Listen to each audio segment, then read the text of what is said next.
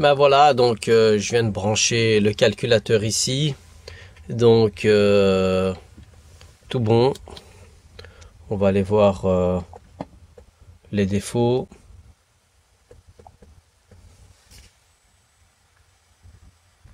Génial, il a reconnu le véhicule, donc ça tombe bien. La fameuse vis là. Hein, il faut visser.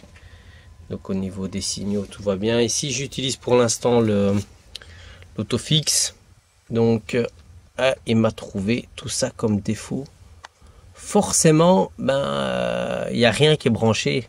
Donc c'est normal qu'il me trouve autant de défauts. Moi, le plus important, c'est qu'il me détecte le véhicule et qu'il comprenne un petit peu la série ainsi que les références et le numéro soft. Donc ça, c'est pas mal. Déjà une très très bonne nouvelle parce que il y avait un gros problème de communication sur le véhicule, mais un problème au niveau du câblage qu'on va aller résoudre sur le véhicule. Et voilà, bingo. Donc, un fil coupé. Enfin, on a trouvé le bazar. Ah non, c'était pas évident. Mais voilà, problème résolu. Je vais montrer ça tout de suite. Bon, on va essayer. Bon, ça va déjà mieux. Bon, premier verdict en live. Ah, ça va déjà mieux, hein. On voit les kilométrages, on voit auto. Ça, c'est bon, ça. C'est même très très bon. Bon, il faut appuyer sur la pédale de frein, bien évidemment. Je suis en neutre, en auto, non. Je vais mettre en neutre. Il ne met pas neutre, ça me plaît pas.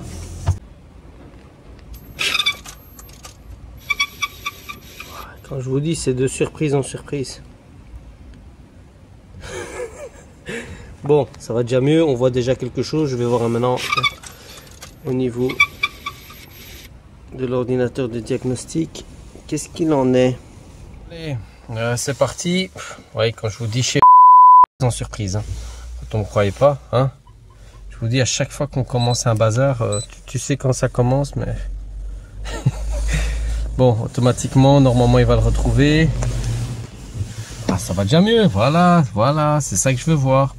Attention, autofocus. Donc c'est une Fiesta. Attends, 3 portes ou pas? Non, c'est pas une 3 portes.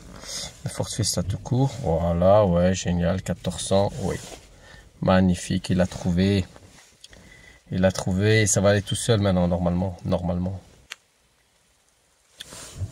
Voilà, Smart Scan. Allez, trouve-moi tout ça maintenant. Tout bon. Voilà, enfin. Ben oui. Donc on voit tout est vert. Ça c'est un direct super. Donc on va d'abord enregistrer tout ça. Ah là, ça fait du bien. PCM au niveau du pad, c'est erreur de communication, perte de communication, erreur manquante. Ok, donc hop, je retourne en arrière, je vais effacer tout ça. On va effacer tout ça et on va voir ce qu'il en est.